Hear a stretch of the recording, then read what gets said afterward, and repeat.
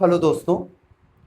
आज जिस टॉपिक पे हम बात करेंगे उस टॉपिक का नाम है कार्डियक न्यूरोसिस। एक ऐसा टॉपिक जो सबको जानना बहुत ज़रूरी है। देखिए, हमारे यहाँ पूरे भारत में अगर हम बात करें या ऑल ओवर वर्ल्ड की बात करें तो हार्ट अटैक के केसेस दिन पर दिन बढ़ते चले जा रहे हैं। और हार्ट अटैक के मामले में बहुत सारे लोगों की जान चली जाती है।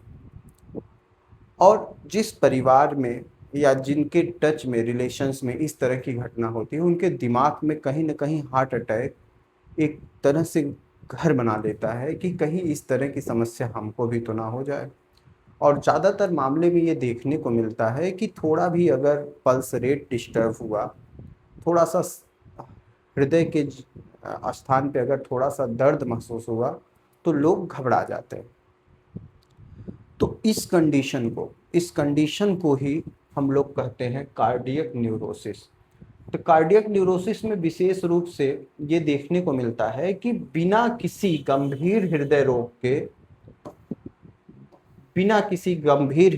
के पेशेंट को ये लगने लगता है कि हमको हार्ट अटैक की समस्या है या हमें इस तरह की समस्या है। तो इसी कंडीशंस को हम लोग क्या कहते हैं, कार्डियक न्यूरोसिस कहते हैं। इस चीज को ध्यान दीजिएगा। तो बात समझ में आ गई। बिना किसी गंभीर हृदय रोग के अगर पेशेंट को ये लगने लगे कि हमको इस तरह का सिचुएशन है, हमारा हार्ट अटैक हो जाएगा, हमारे हार्ट में ये दिक्कत है, इस सिचुएशन को कार्डियक न्यूरोसिस कहते हैं। अब इस बात को थोड़ा सा समझने का प्रयास किया जाए कि इसके पीछे के क्या लक्षण हैं, इसके पीछे का क्या कारण है और कौन सी ऐसी दवा यूज करें जिससे हमारा इस तरह का सिचुएशन पूरी तरह से कवर हो जाए। तो सबसे पहली बात कि इसके लक्षण क्या हैं। ऐसे केस में जो दिल की धड़कन है वो थोड़ी सी बढ़ी हुई दिखाई देगी और सीने में हल्का महसूस होगा दर्द। कई केसेज में चक्कर आना चालू हो जाता है और कुछ केसेज में पेशेंट को लगता है कि उसका सर हल्का हो गया। और लास्ट जो समस्या इसमें देखने को मिलती है, सांस लेने में उसको तकलीफ होने लगती है। अगर इन तरह के सिचुएशंस किसी पेशेंट के अंदर दिख रहा है तो वो फर्स्ट ऑफ ऑल उसके दिमाग में हार्ट से रिलेटेड डिजीज आ जाता है। जबकि इस तरह के सिचुएशन नॉर्मल भी हो सकते हैं। अब बात करते हैं इसके पीछे के कारण की। तो इसके पीछे का कारण क्या है कि ज़्यादा मानसिक तनाव लेना। अगर कोई व्यक्ति ज़्यादा चिंता कर रहा है, ज़्यादा टेंशन में रहता है तो इस तरह का सिचुएशन उसको फेस करना पड़ सकता है। एक संस्था है अमेरिकन हार्ट एसोसिएशन।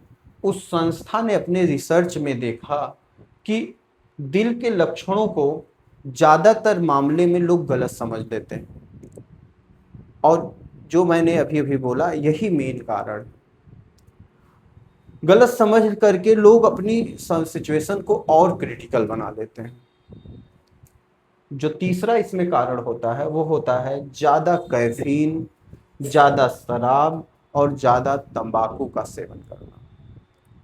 तो अगर इन कारणों को हम जान चुके हैं तो इस पे अगर ध्यान दें, हम कैफीन का यूज कम कर दें, हम शराब का यूज कम कर दें, ज़्यादा टेंशन ना लें, तो इस तरह के सिचुएशन से हम पूरी तरह से बाहर निकल जाएंगे। अब आते हैं, अगर किसी पेशेंट को इस तरह के सिम्टम दिखाई दे रहे हैं तो उनको हम एक सिंगल दवा प्रीफर करेंगे। जो कि मैंने अभी तक के केसेस जो मेरे पास आए हैं उसमें मैंने देखा कि एक सिंगल दवा से ये सिम्टम पूरी तरह से कवर हो जाता है, लगभग 80% केसेज में।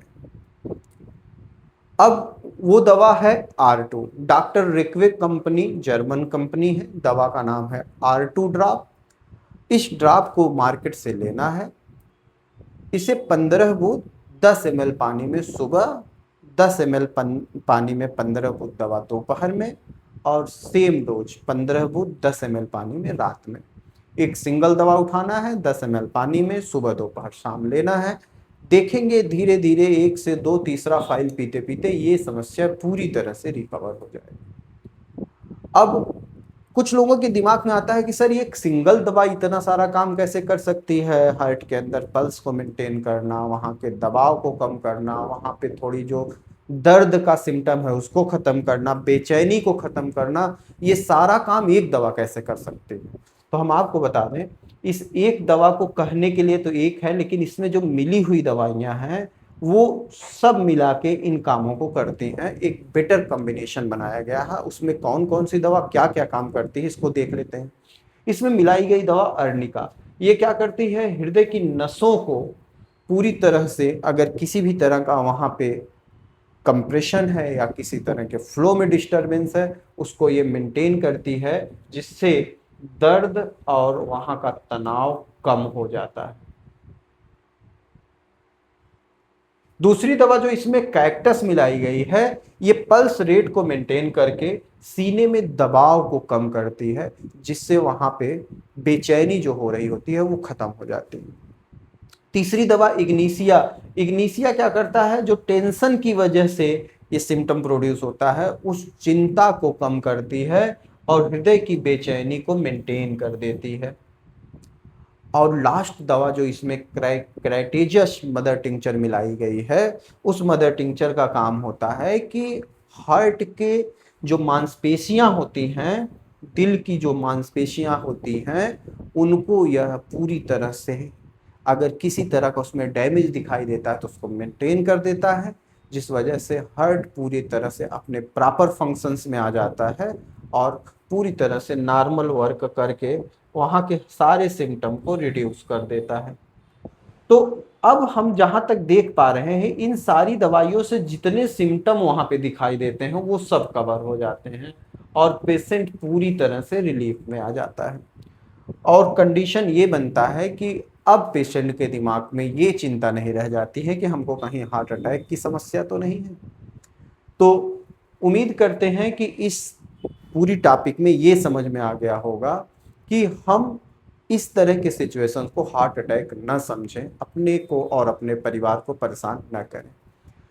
देखिए, कोई भी दवा जो भी आपको बताई जाती है वो नॉलेज के दृष्टिकोण से बताई जाती है। कभी भी कोई दवा लेने से पहले अपने नज़दीकी किसी कुशल चिकित्सक से एक बार परामर्श जरूर लें।